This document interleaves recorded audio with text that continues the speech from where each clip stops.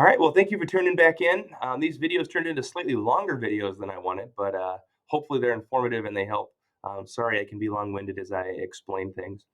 So this might be the last video, as the other ones have been longer, and I think we can probably get it through in that length of time. But here we go. So we talked about the investment in the last video. This new proposal, we did cut a fair amount to get costs down. We have cut daycare, we have cut the athletics portion of it, and then we did cut the base plan significantly to get this down to 19.5 million. And you kind of see that breakdown.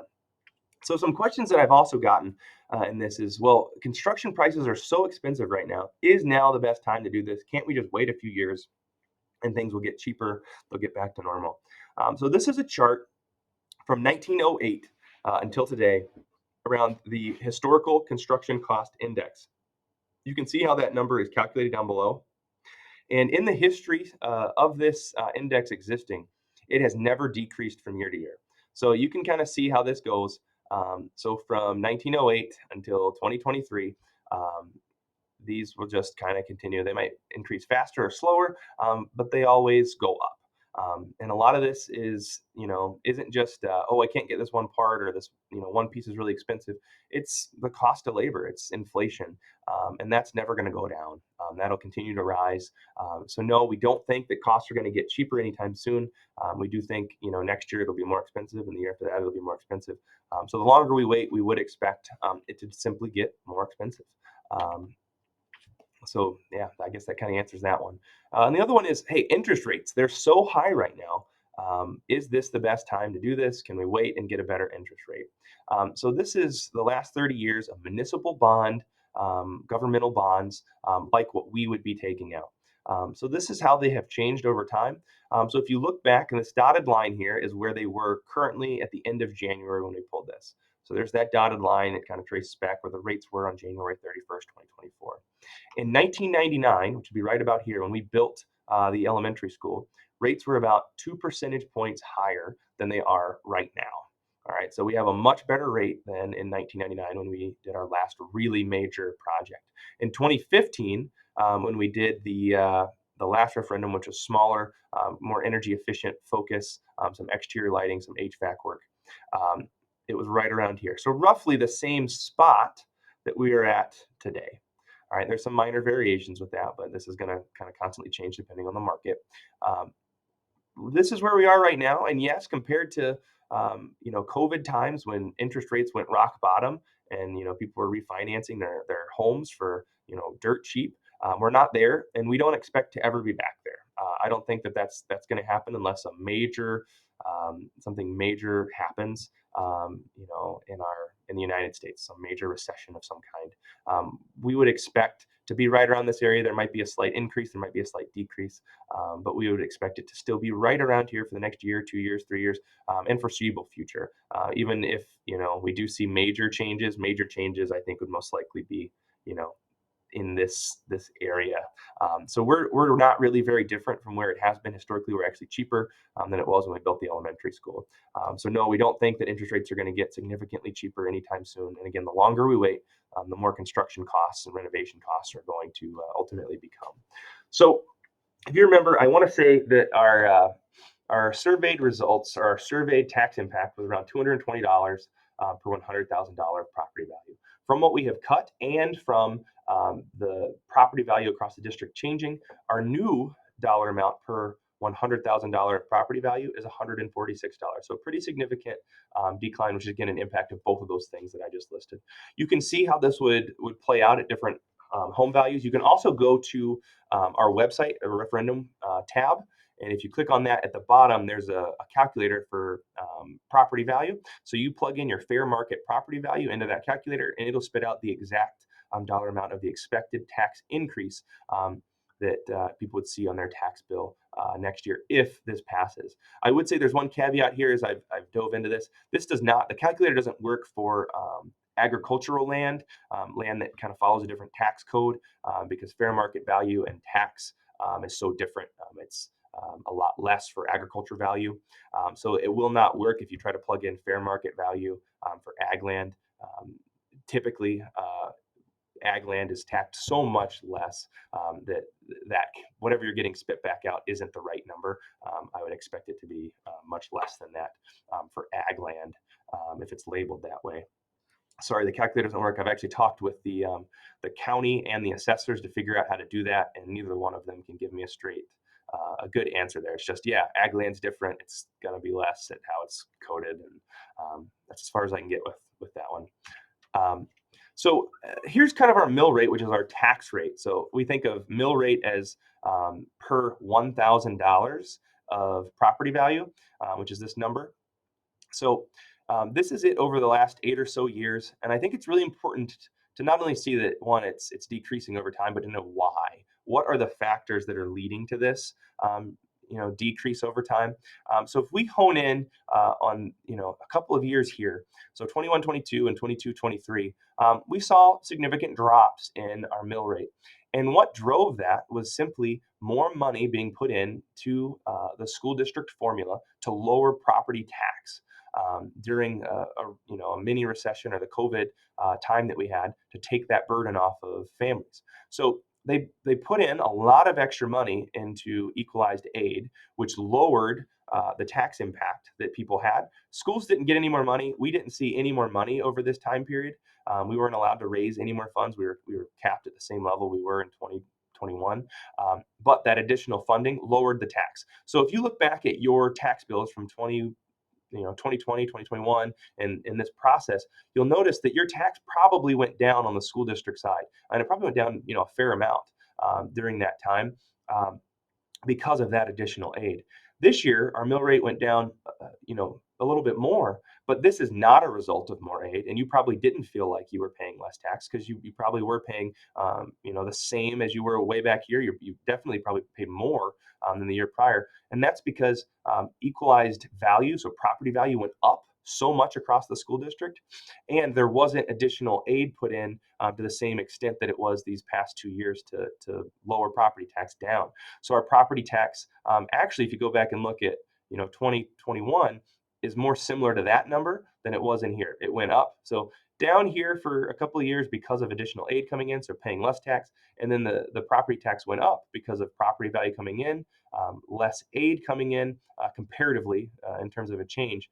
So people ended up paying more tax. But the thing I would say here is if you go back and compare your property tax number this year to that of 4 years ago, it's probably not that much different comparatively, unless you were assessed way above the average in your community. I will say the town of Greenwood, so as a caveat, did get reassessed this year, and the average reassessment, I think, was 54%. So if you were somebody in the town of Greenwood that was assessed at way more than that, so at 90%, your taxes are going to go up because the average, you're way above the average. But if you were in Greenwood and you were assessed less than 54% of an increase, you probably saw less tax. It just kind of depends on how you fell on that. So that's the how this has changed over time. Over years, it has continued to go down. But just as a keynote, taxes did drop fairly significantly for a couple years because of additional aid, and then this year, taxes actually felt like or did go up, but the number fell because of not as much additional aid, but property value going up, and property value across the district went up 22%, a little over 22%. So the next year, if this passes, it would be an additional $1.46 of impact, tax impact, which would push us up to 773, which again would be lower than most of our years historically. It would be the third lowest for a long, long time, and numbers before this were higher still. So just some notes on debt management. We have, or we will be wrapping up our 2015 referendum. We actually just paid it off a couple days ago, the very beginning of March. To do that, we paid off some debt early. So we started calling it last year, half of our final payment, and then we did the other half this year. In doing that, that saved the school district taxpayers about $40,000 in interest. So it saved us a fair amount of money, our community a fair amount of money. With that now coming off, we basically have the opportunity to borrow about $10.5 million without seeing any new tax impact. It's everything that's above that value that's new tax impact. And that's where that $1.46 comes from. So that first 10.5 is just replacing what we currently had. And then lastly, this is really important. Our debt payments are seen as expenses for the school district. So we're aided off of what we spend, and that's kind of a backwards way that the government looks at things. The more we spend, the more money we're going to get back in aid. On average, our school district gets about 68% back of what we spend in the form of state aid, and that helps lower property tax as a whole. So the money we contribute to paying off our debt is seen as an expense to the state. The state then gives us more funding in return. So one way to look at this is if we don't take on this new debt, next year we would see property taxes fall, and they'd fall fairly significantly, probably around the mid $4 from the 6.27 that it is currently. So a couple dollar drop. And that would occur because we're still getting aided on the payments and the debt that we paid off the year prior, because aid comes a year later. So we'd see a tax fall. And then the next year, if we're not paying any additional debt, our taxes would go right back up. Not back up to the height that they currently are, but they would go up probably about 70% higher than they were the year before. So there's not going to be a big difference between a current year tax this year and 2 years down the road, that tax amount. The big difference would be we're not getting the aid that would be coming in with that debt payment. So it's really important, one, that schools have debt so that they're making those additional expenses and getting aided back, and especially in a school district like ours that gets around that 68% total aid back in our expenses. So this is the overall question. I won't read it for you. You can see it on our website. You'll see it all these other places, but it basically says all the pieces that we've said so far, specifically around renovations, construction, all that stuff. What will this ultimately look like? So this would not start this summer by any means. If we get a yes vote and this is approved at the end of the day, then that would mean we would move into a design phase, which would last about 8 months. And then in December, we would switch over. We get the design all done. We'd go into project bidding in January to March of 2025. And I'm really excited about that aspect because not only would we bid that out to everywhere, anybody that wants to do this work, but we can create sub projects within. We can create smaller projects to bid on, so that any local construction companies could bid on that and be competitive. So if we had somebody that just wanted to make the cabinets in the FCS room, or wanted to only do the plumbing in the middle school science laboratory, we can pull that out and allow them to be competitive to ultimately earn that project if they can. And then construction would start in the spring of 2025. It would last over a year and go into the summer of 2026. And then hopefully everything is done with a bow on top before kids come back in 2026. So ultimately, what is the overall goal of this project? I think our goals for our school district always go back to our mission and vision. And last year in the spring, we got a group of staff and community parents to come together and identify our new strategic plan, which really starts with our mission and our vision. So for our mission, the School District of River Lake equips and empowers students with an education that is relevant, creative, and dedicated to development of the whole student. I think currently we do a pretty good job here. Always room for growth, but I think we're doing a pretty good job. And then our vision, School District of River Lake envisions students developing their skills through personal growth and valuing their learning, which will ultimately lead to personal success and a meaningful life.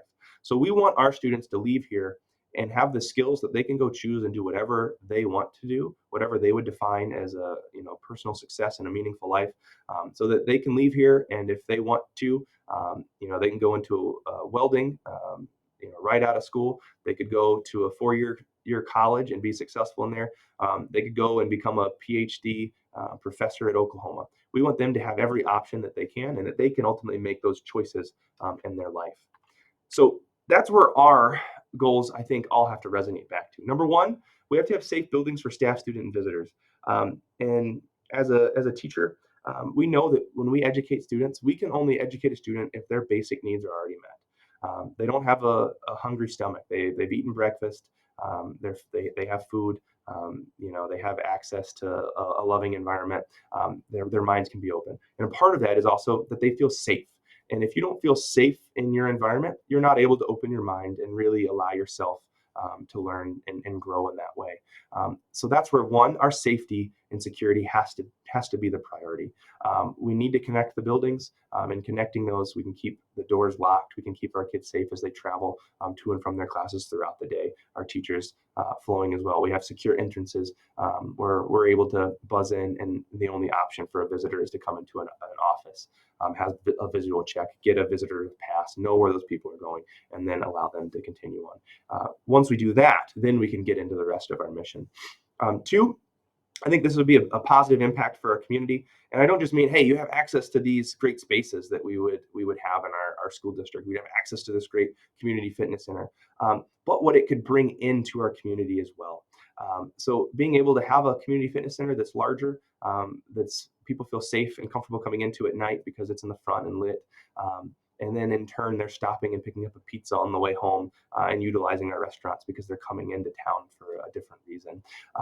Or being able to host a youth tournament, in a gymnasium that can bring in eight different schools or 12 different schools, and those people are stopping and utilizing again, our restaurants, stopping and getting coffee, stopping and getting gas as they're coming into our town, having our tech ed spaces and more 21st century learning for our students, but then also being able to bring that to our community education classes that we offer for our community. Again, bringing more people in to utilize our school district, utilize this community building, and then also stop at our local businesses and establishments, contributing more to the growth of our overall community and economy.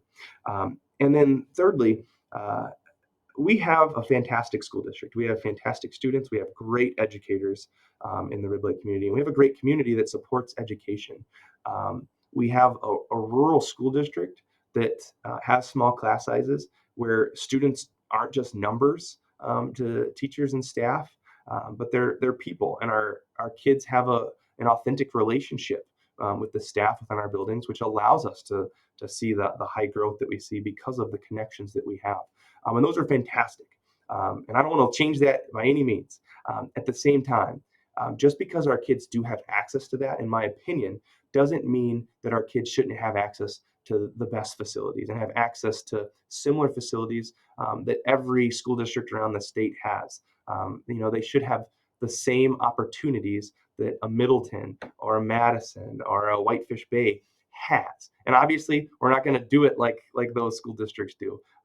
We're going to make it Rib Lake and make it feasible and make it economical, all of those pieces. But our kids should be able to have these basics when it comes to education, having an adequately sized band room, so that you can practice and play in a space that's just simply is the size that you need, to have a family consumer science room that you can actually teach some of the, industrial kitchen type of skills, and it has the components, the 21st century skills in the facilities, so that our kids can flourish and continue to grow. And the same thing with our tech ed spaces, that we have a space that can truly educate and allow our students to meet our mission and vision, that they can ultimately have the skills to lead to a personal, successful, and a meaningful life as they define it.